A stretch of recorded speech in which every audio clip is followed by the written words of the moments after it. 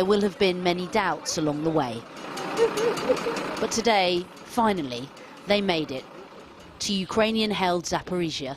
The first evacuees from the Mariupol steelworks are safe. Some, like Galina, have been living underground for more than 2 months.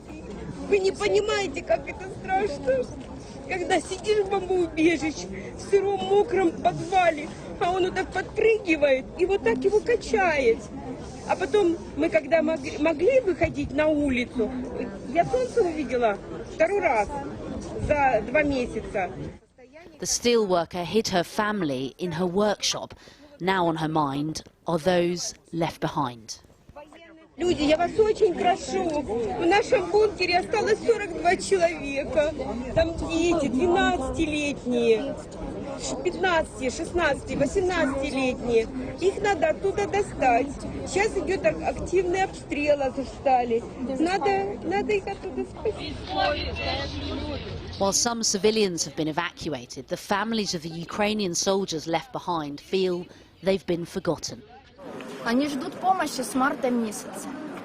Но с ними никто не выходит на связь. Их просто бросили. Парни выходят на связь и говорят: передавайте привет командованию, рано нас похоронили. Back at the steel plant, moments of eerie stillness.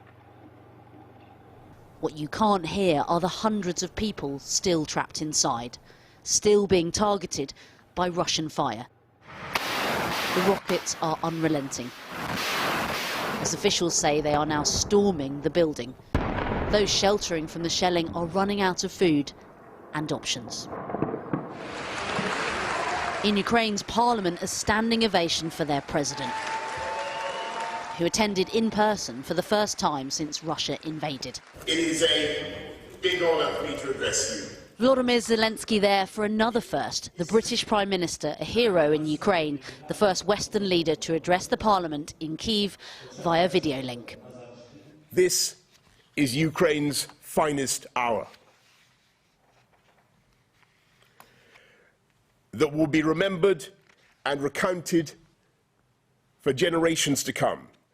The Prime Minister promised £300 million of extra military support to help evacuate civilians from frontline areas.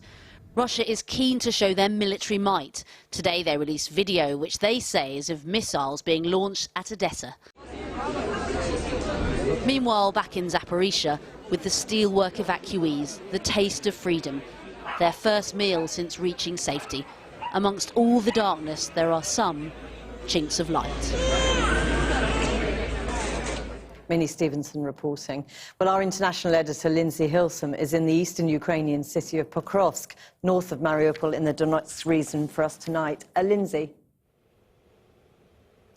Jackie, what we're understanding is that if it's hell to live in the Azovstal steelworks, it's pretty much hell trying to leave as well. It took 2 days for the people on those buses to get out, but it's taking a week for some others to get out of Mariupol, and that's because they are constantly stopped at Russian checkpoints and increasingly interrogation camps, where men are stripped down to their underwear, where everybody's phones are gone through to check if they've been in touch with anybody in the Ukrainian military. There are, at a place called Mangush, apparently thousands of cars of people just waiting to get through to safety. Now, Mariupol comes under the Donetsk region where I am, and I have just been speaking to the governor. Як тільки автобуси вже не знаходились і евакуаційна місія, цей етап був завершений, відразу ж були активні обстріли, авіаудари і обстріли з важкої ствольної артилерії. Це факт. Have you had to negotiate with the Russians yourself? What's that like? Домовленість йде в телефонному режимі. Більше документально вони не підписують і не підтверджують. І як показує практика, фактично кожного гуманітарного коридору такого або їхні домовленості з їхньої сторони практично завжди порушуються.